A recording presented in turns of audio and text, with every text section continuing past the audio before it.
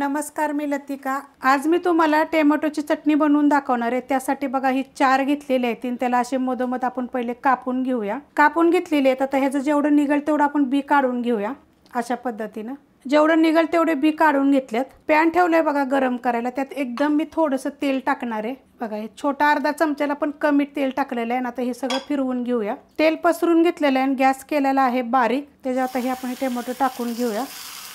ठेवून घेतल्यात बघा। त्याच्यावर टाकायचे आपल्याला थोडंसं मीठ आणि त्याच्यावर आपल्याला झाकण ठेवायचे 5 ते 7 मिनिट। झाकण काढून घेऊया। हा बघा किती सॉफ्ट असे मस्त झालेले आहेत। आता ह्याच्यावरची साल आपण काढली की नाही लगेच निघते बघा। अशा पद्धतीत काढून घ्यायची साल। त्यात काय करणार आहे मी माहिती आहे का, पहिले लसणाच्या पाकळ्या बघा 7 ते 8 लसणाच्या पाकळ्या अशा मी कुटून घेतलेल्या आहेत, त्या मी टाकून घेते ह्याच्यामध्ये। आणि त्यात टाकणारे ह्या 3 मिरच्या घेतलेल्या आहेत, ह्या कमी तिखटवाल्या आणि एक बघा मिरची त्याच्यात तिखटवाली आहे। काय होतं त्याच्यामुळे चव छान येते। असं आपण उघडच ठेवणार आहे झाकण मी आणि थोडं थोडं हलवून आता काय करणार आहे मी ह्याची साल पण काढून घेणार आहे। साल बघा सगळ्याची मी काढून घेतलेली आहे। अशा पद्धतीत बघा होती। आता गॅस बंद करते आणि खाली मी उतरून घेते। काढून घेतलेलं आहे बघा। आपण ह्याला थोडंसं थंड होऊन देऊया। आता ह्याला काय करायचं माहिती आहे का, चमच्यानं असं आपण दाबून दाबून हे करायचं। जर तुम्हाला पाहिजे तर तुम्ही थोडंसं चॉपरला फिरवू शकता, नाहीतर मॅशरनं सुद्धा असं मॅश करू शकता। तर हे बघा थोडं थोडं असं दाबलं की नाही चमच्यानं तर लगेच बारीक होते। मिक्स करून झाले बघा ते एक तर सॉफ्ट झालेले अशा पद्धतीमध्ये। आता ह्यात आपल्याला टाकायचे बघा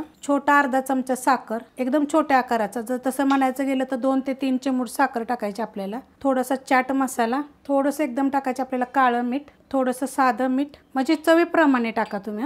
त्यात टाकायचे एक मोठ्या आकाराचा कांदा बघा। अशा पद्धतीने मी बारीक करून घेतला। जास्त पण बारीक नाही, जास्त पण मोठा नाही, कारण जेव्हा आपण खातो ना त्या टायमाला आपल्याला ते दाताखाली आला पाहिजे। तर अशा पद्धतीतच बारीक करायच्या। मिरची पावडर, कलरवाली पण तिखटवाली पण। आपण ह्यात मिरच्या टाकल्यात हे लक्षात ठेवायचं, मिरच्या लसूण टाकलेला आहे। आता ह्यात टाकणार आहे कोथिंबीर। आता हे सगळं मिक्स करून घ्यायचं एकजीव। जर तुम्हाला पाहिजे तुम्हाला मी ह्यात बी सांगते, शेंगदाणे थोडे चांगले खरपूस भाजायचे आणि पूर्णपणे त्याची साल काढायची आणि ते मोठे मोठे कुटायचे आणि ते पण ह्यात टाकायचे। मस्त लागेल एकदम, करून बघा। चटण्यांच्या ठेचांच्या रेसिपी खूप साऱ्या वेगवेगळ्या पद्धतीने मी रेसिपी अपलोड केलेल्या आहेत, तर तुम्ही तशा पद्धतीने जर केल्या तरी चालेल। आणि हे अशा पद्धतीने आपलं एकदम झटपट जेवताना काहीतरी वेगळं असावं, या गरमीच्या दिवसात खाऊ वाटत नाही, तर अशा पद्धतीने एकदा करायचं, मस्त लागतं। करून बघा। रेसिपी आवडली तर लाईक करा, सबस्क्राईब करा, कमेंट करा आणि शेअर बी करा।